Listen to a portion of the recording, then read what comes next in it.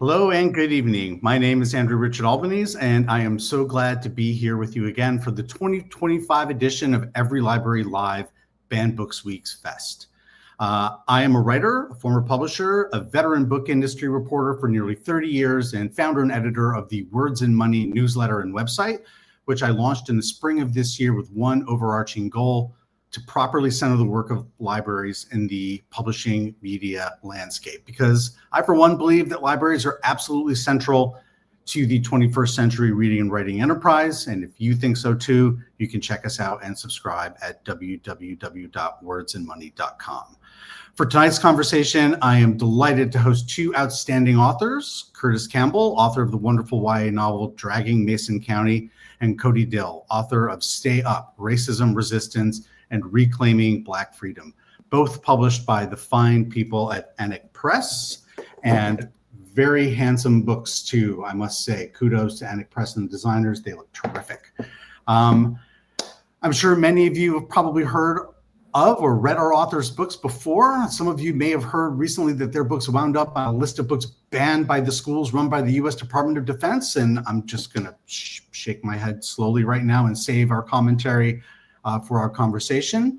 Before we get started, I also want to share a word about our amazing sponsor, Every Library, which is the first and only national political action organization for libraries in the U.S. It's a truly remarkable organization that is working tirelessly across the country to support the freedom to read, to defend the First Amendment, to make sure that libraries have the resources they need to serve their communities. And you can help us out by checking them out at www.everylibrary.org. Please support their work if you can. And with that, I guess we're ready to get going here. We are here tonight to celebrate the power of books and stories, stories that can challenge, inspire, and sometimes even change the world. And we have two really great writers on that score. So I thought I would start with each of them, getting them each to talk a little bit about themselves and their work, and maybe a word or two about why the world's strongest military banned their books. So I flipped a coin. Curtis Campbell, welcome. We'll start with you. Hi. Hello. I'm Curtis Campbell. I'm a playwright and a novelist, and a comedian, depending on who you ask. The book in question that was banned is called Dragging Mason County. I haven't gotten this in writing, but I do think that my book may have been banned because it's about teenagers doing drag, which I have been told is bad. And I'm done. Okay, great. Khodi. Yeah, so I'm an author, a spoken word artist, an MC, and an anti-racist educator. And I live and work in Saskatoon, Saskatchewan, Canada. And I know that, the Saskatchewan thing is a bit of a surprise to folks, even here in Canada, when they hear about a Black author writing Black things from Saskatchewan. But my work focuses on issues of Black identity. It focuses on Black art, Black literatures. And basically, I'm all about bringing social justice forward through the arts. So I have a couple of picture books out there. One is called Welcome to the Cipher, which focuses on bringing the joy and the beauty of rap music to a very young audience. Another of my picture books is Little Black Lives Matter, focusing on, Black heroes and presenting them to young children as models for their own lives. And of course, Stay Up: Racism, Resistance, and Reclaiming Black Freedom. So that's a young adult book that's sort of a primer on anti-racism theory that includes snippets and vignettes of my own upbringing as a biracial Black kid in Moose Jaw, Saskatchewan. So there's another strange place name for anyone out there that's paying attention. I was raised in Moose Jaw. So real interesting experience, a very sort of homogeneously white community. So I had, a bit of a time coming up there and coming into my own and, of course, into my racial identity. So the book focuses partly on that. I was very, very curious as to, why or how it ended up on the Department of Defense's banned books list. However, I can only assume that that means there's something powerful in there, hopefully, that they don't want young people to catch wind of, lest they become awake to their own oppression and start fighting back.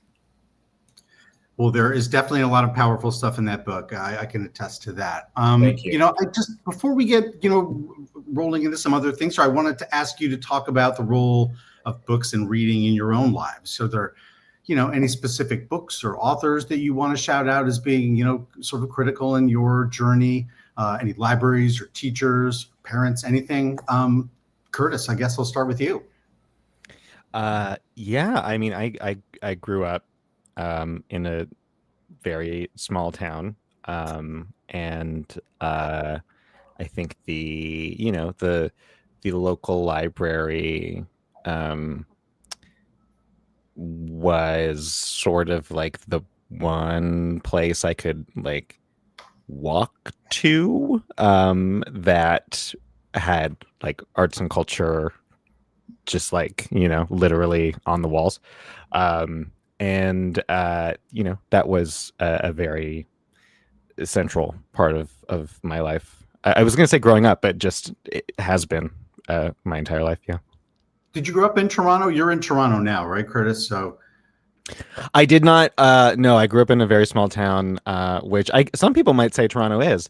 I wouldn't, but no, I grew up southwestern Ontario. Very, very beautiful place, but a very conservative place. Khodi, you want to take that question? That would describe the place of my upbringing as well, I think. But as I mentioned, I managed to find my way. Ironically, one of those books that really woke me up initially was sort of one of the classics, Catcher in the Rye. And speaking of banned books, I think it's one of the most banned books of all time historically. And for me, despite having been written by a white male author about a white male protagonist, there was a lot in there that was sort of really socially critical. And up until that point, I feel like the books I'd been presented with in school were oftentimes sort of, really just fluff. I ended up finding this one on my own and reading it on my own. And it was the first book I ever picked up on my own. And it was really, really powerful just to understand that a book could change me.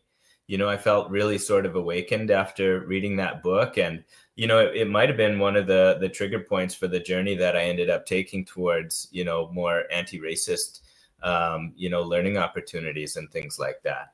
I was sort of, after reading that, I felt like I was sort of ruined for other books too, though. So it took me a long time to pick up another book because I feel like maybe I feared that I'd never find anything like it. And that has been hard. It's still one of the books that's near and dear to my heart.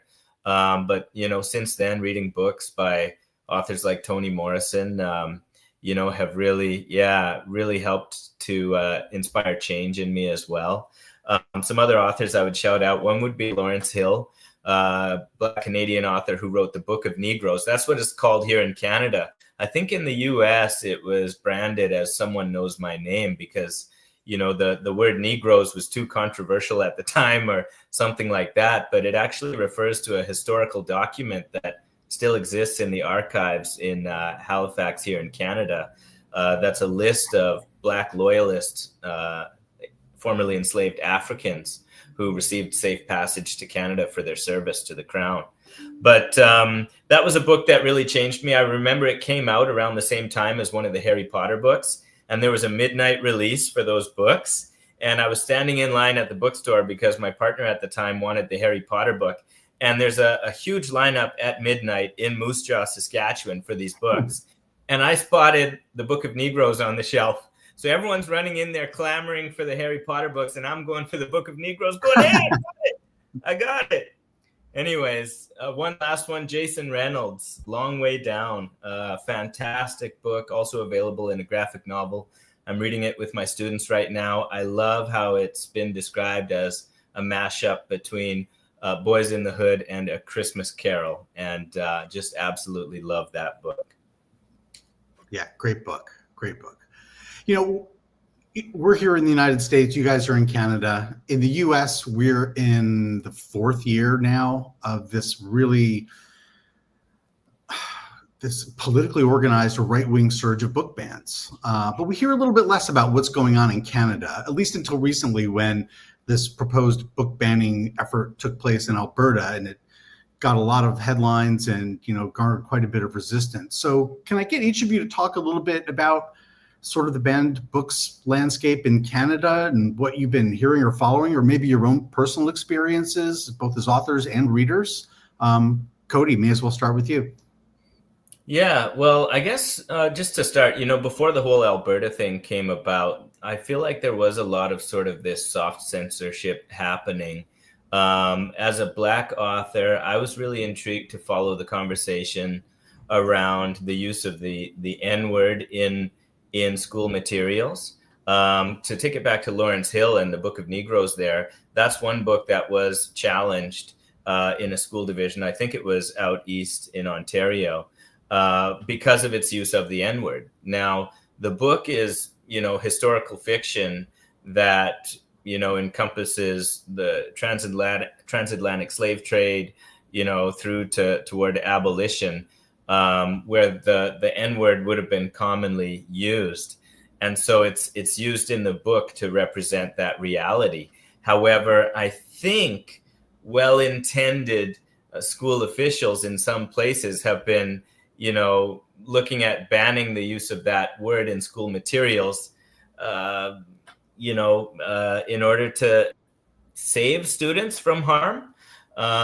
However, you know, I think it's a little bit more complex than that. And, if you look at, you know, even thinking, for instance, about the truth and reconciliation conversation that we're having in Canada around Canada atoning for its role in, you know, residential schools and the ongoing, you know, colonialism that is happening and affecting Indigenous peoples here. The most important part of that is telling the truth first, right? We always have to tell the truth about history, the truth about oppression before we can move past it, before we can, you know, move forward from it. And to me, it's important that Black creators be able to tell those stories and be able to tell folks what we've been called, what has happened to us, what we've been through. So I think that even though there might be some good intentions there, needs to be really critically examined. Now, you know, moving toward Alberta, you know, from my perspective, you know, what I've noticed is that it seems to be really rooted in anti-2S LGBTQ plus rhetoric. And, I think it was hilarious, you know, that the government eventually walked back their ban because they realized that they were including some of the classics in that ban, right? Which they didn't even really realize at the time when they instituted the ban. So then they said, oh no, accept the classics. We're going to keep the classics in there. And of course, classics is just code for, you know, the old stuff written by white people. I think it's unfortunate, but that one is I think largely rooted in that very specific anti-trans, anti-LGBTQ rhetoric. Curtis?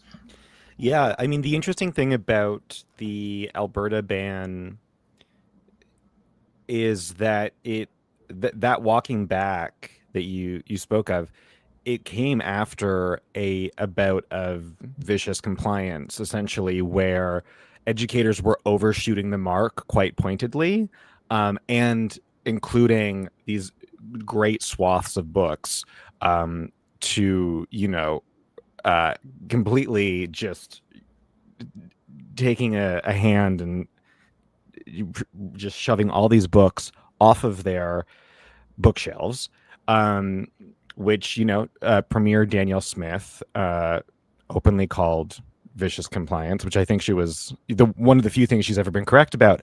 And what we were seeing was not this like correction on the part of the Conservative government. We were seeing educators really stepping up and saying, if that's what you want, here you go.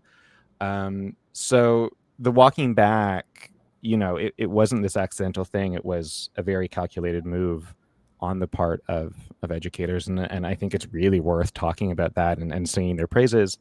Because it served to highlight that the books that they wanted gone were books from trans and queer people and marginalized people of color, and that's all they wanted. And then once that mark was overshot, suddenly there was an issue. The other thing about the Alberta of it all is like it's such a wide reaching ban, and that is why it got the coverage that it did, and the justifiably so. But Canada, this is not a new thing in Canada. We've been seeing a real rise in book bans since COVID. There's a really fantastic he's an educator and an academic. He works with the Canadian Coalition of Literary Freedom. I hope I said that right. I don't think I did. His name is Michael Nyby, and he did this really great study on, it's called A Confluence of Trends, essentially about how since COVID, America and Canada have been like swapping their book bans. So before COVID, Canada was really, book challenges were typically rooted in any books that took issue with systemic racism.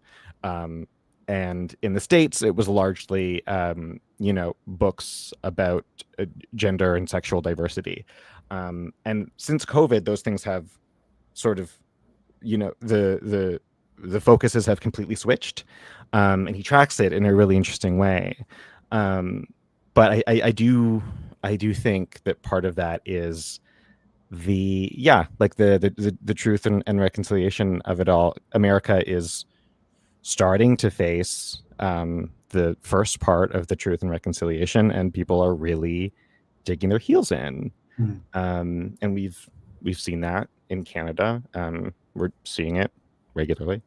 But we're also facing a lot of shadow bans as well, just like very under, buried in bureaucracy bans. The Waterloo Catholic District School Board is very guilty of that quite recently, as well as a lot of Catholic school boards as well. So it is not new. Up until recently in the US, book bans were usually one parent would complain about one book. And we now see this organized political movement where we've got lists of books being presented. Instead of going through normal channels, going to the school and going through the process, they're showing up at board meetings and screaming at each other and putting on social media posts. I feel like as an American, I have a lot to apologize to the Canadians for. Are we exporting this model of book banning to Canada as well? Do you see this happening in Canada as well, where you've got these organized groups coming with lists of books? How's it unfolding there? Khodi, do you have any sense? Well, I think that, and by the way, apology accepted. But you know what? It's not really, as Curtis was saying, it's nothing new. I feel like unless folks have lived in Canada, they might not understand the amount of media infiltration that the US has on our country. And, at one time it was cable television.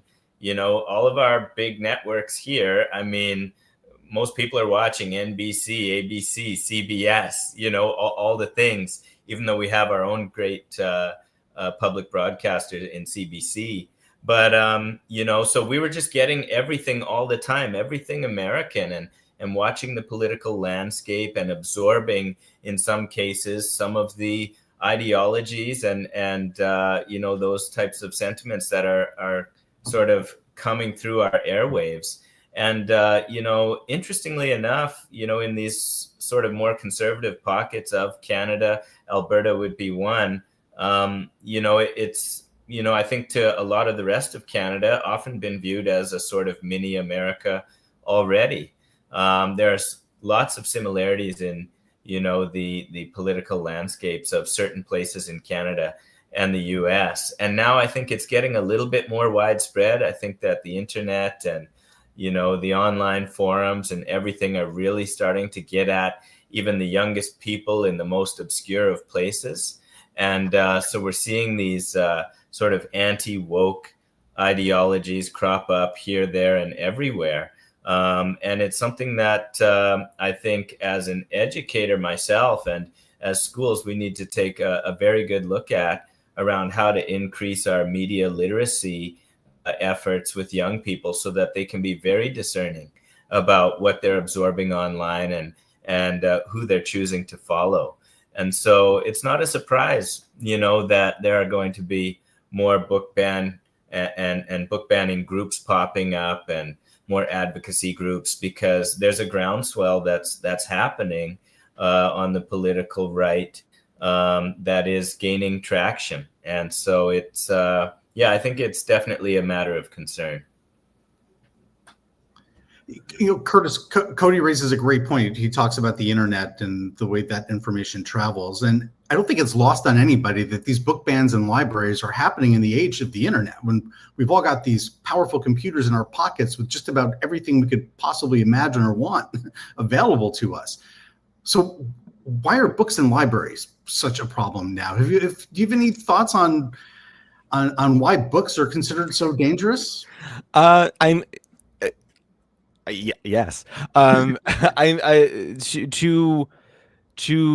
the sort of diffuse question of like, but we have all this information in our pockets. I think it's a really easy thing to look at the like giant umbrella of the internet that we are all under, like, and just sort of throw up your hands and to this like, well, you know, we're in the internet age. America's going to, you know, do what it does, and the rest of the world is going to suffer and pay attention to it. But the beyond the social media and the information age of it all, there are very specific special interest groups that are coming from the States into Canada and affecting policy here. There's about 25 of them, I believe, that essentially there's an academic group out of Toronto Metropolitan who's currently tracking this, and they said that there's just over 25 currently operating in Canada, but they got their start with groups like Moms for Liberty, who came from the States. I think like parents in education or something, this other group, they came directly from the States to small communities, specifically in Alberta, to teach just everyday citizens, whether they are parents or not, how to affect policy, how to infiltrate like the boards of their local libraries, their school boards, and affect change that is openly oppressive and targeted and very directed. And I think, yes, the internet is bad, and you know, but part of it is like, these are people that we can point to and say, you X group from the States, and now the ones they're independently forming in Canada are like, there were two of them that took direct, like they laid claim to the education reform that was made in Alberta. Like they claimed the book bans for themselves. These are people we can point to. They are actively, there are American groups actively saying, you know, it's not enough for us to oppress people in our country. Let's go north, and they're currently doing it. And why books? You know, I think conservative people are inherently jealous of like writers and people who use their imagination. I think good books require readers to have empathy and introspection, which is often something that oppressive people lack. Because if they did either of those things, they would find out very quickly that, oh, I'm a very oppressive person. I've been hurting a lot of people. And it's also a private thing, right? Like, it's a thing that, especially when we're talking about like schools and school libraries. It's a thing that your child can take and go and read on their own time and say, oh wait, hey, maybe maybe the sort of powers that be that I am taking part in are actually very harmful, and that's very dangerous if you're trying to, you know, hold on to your hegemonic power. You know, you use the word empathy, and I did an interview with a children's book author named Lee Wind here in the States. And in that interview, he said that he sees books as empathy machines. He thinks more so than other media, like they really, you know, they are empathy machines. I thought that and your government is at war with empathy. I think they've made it very clear several times that both your government and the like podcasters that they all are obsessed with and are in bed with, that empathy is dangerous, and they think it's a very dangerous word. Yeah. Well, we got about 7-8 minutes left here, and I wanted to ask you each about sort of how this climate of book banning might be impacting your own work. So I guess I'll start with you, Khodi. Talk to us about how you're feeling today. You know, to me, your book is more important than ever, which is probably why it's getting banned in the States right now. But you know, talk about the challenges that you're facing doing your work now, and any thoughts on how we might break through this moment. Yeah, well, as an anti-racist educator, you know, I'm accustomed to dealing with resistance. That's sort of, you know, the work that we exist in. And even the teachers that I've had the honor of learning from, you know, over the years, my professors and the like, have talked about these waves that society tends to go through, where you'll face more resistance than usual, and then the pendulum may or may not swing back to, you know, where it was before. And it actually impacts publishing as well, of course, you know, when Black books are in style or when they're not, and stuff like that. And so for me, I've always been, though, or tried to at least be, sort of a diplomatic anti-racist educator. It's easy to sort of paint all social justice advocates as, you know, those warrior types that are coming in and, you know, fearlessly promoting their way or the highway. But I really, although I stick to my beliefs and my principles, I try to bring people together and bridge those gaps. A colleague and a friend of mine, Dr. Sheila McLean, has called me hard on the issues but soft on people. And maybe that's not the best thing always, but you know, it's tended to work for me when I step into a room and bring these ideas about change, about Black liberation, about cooperative coexistence through a lens of art. When I bring these ideas into a room in a way that readies people for listening, you know, even people on the opposite side of the political spectrum. To me, my job has been successful if I have successfully gotten folks to listen. You know, I think that's the first step. If you enter into an argument and it's all rhetoric and no story, for example, all rhetoric and no art, all rhetoric and no compassion or empathy going the other way, you're likely bound to be met with resistance that is immediate and fast holding. And I want people, when I step into a room, to let their guards down. Mm. And so, and I mean, it's a complicated dance for me as a Black male too, because I mean, we are sort of forced by society to be a calm presence in a room too, lest we be perceived as dangerous, you know? So in some cases, I kind of feel mad at myself that I'm not harder on people about these things. But at the same time, the soft approach has tended to work. I'm not one to shy away from, you know, ruffling feathers, but I've been pretty lucky to avoid escalated conflict in the work that I do, and I plan on continuing that as best I can. I want to continue to be hard on the issues, but soft on folks, and hope that leads to some light. I like that. Hard on the issues and soft on folks. So that's I like that. Curtis, I want to ask how this climate might be impacting you. You know, as I was reading your book, first of all, I couldn't understand why anybody would want to ban this book. It's just so, I loved it. It was great. It was just. I mean, I know some gay people that probably would prefer it be off shelves. So let's be realistic here. You know, go ahead to talk to me like what this climate is feeling like for you and how we get through it. Yeah, I mean, look, I write very politically to the point novels for about queer people for young readers. It's not looking good for what I do. The other side of an author's life is, you especially in the YA world, is like you do school visits, you teach at schools, and that's also really in danger right now, and really declining.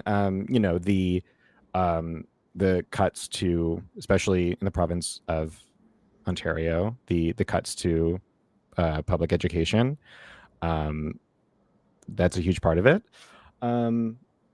But also the fact that I'm coming in like, hey, here's this book I wrote about teenagers doing drag, and teenage activists, and it's got a big drag queen on the cover. It's not looking great. But I think what we can do is I need to get really good, or even just mediocre, at making coffee and serving said coffee. Well, yes, but I think what we can do right now is we are seeing these bans and this legislation being directed at schools and being directed at educators.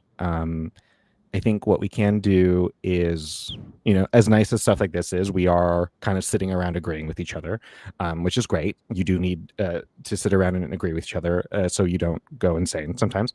But also, like, we're about to hit a very, well, I mean, I'm talking to an American and I'm saying it's almost, it's time to get active and get boots on the ground, which is, that's another Zoom meeting.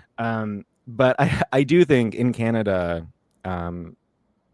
like, actively protesting the cuts that are being made, the legislation that is being made to our schools, taking seriously teacher strikes and taking educators very seriously as a working class, like as a sort of economic entity right now, because conservative, like, these private interest groups and the governments that they manage to harness are going to use money and resources, or the lack thereof, to affect this oppression and this change that they want to see. So I think kick back as much as possible and support, I guess, like, union solidarity with teachers. I don't know. Well, we have a couple of minutes left, and like that brings me into, I want to throw one final question to you and see if put you both on the spot, I guess, a little bit. But there was a PEN America report that came out last week, and we're now 4 years into this book banning surge in the United States, and the report noted a fairly alarming trend, and that is that book bans have become normalized, right? That teachers and librarians are feeling the fear, and self-censorship is way up and soft censorship is way up. And that's very concerning to me when librarians and teachers are feeling like they might get fired or put in jail or prosecuted or something for making books available to kids. I mean, that's a very scary place to be in. And yet that seems to be where we are heading 4 years into this. So the question that I would leave for you is, there's this exhaustion factor that's obviously setting in with people who've been fighting this on the front lines for so long. What do we say to teachers and librarians and activists who have been battling this? Keep their spirits up and keep them going. Khodi, you want to start with that one? Well, I am an educator, so I feel like I'm the one that needs to hear this encouragement here. Okay, so it's really on me. Absolutely. No, but I think it really is just about banding together right now. But we really do need the support of community. We need the support of the public. And just to restore faith in us as well, you know, to restore some of the public trust that existed for teachers who are highly trained, highly discerning individuals with their students' best interests at mind every single turn. So yeah, shout out to teachers across North America and the globe. Keep up the good work. Keep fighting the good fight. Yeah, I think there's a real effort being made right now to normalize this like wresting of power away from professional educators. I think you know, treating educators like some sort of like customer service situation, you know. And I think what we can do is just lead by example and start trusting educators' expertise when they have, you know, demonstrated that they know what the hell they're doing. And yeah, really rejecting that idea that like, you know, the parent is the backseat driver, backseat educator, I guess. Which is like not a partisan thing, right? Like that is you see that across the however you vote, there is still a huge swath of people who think you know, I'm the backseat teacher, and we can start rejecting that idea. Well, I want to thank you both for joining us for this conversation for Every Library's Banned Books Fest. And Curtis Campbell, the book is Dragging Mason County. Khodi Dill, stay up. Thank you so much for joining us. My pleasure. Thank you, Andrew.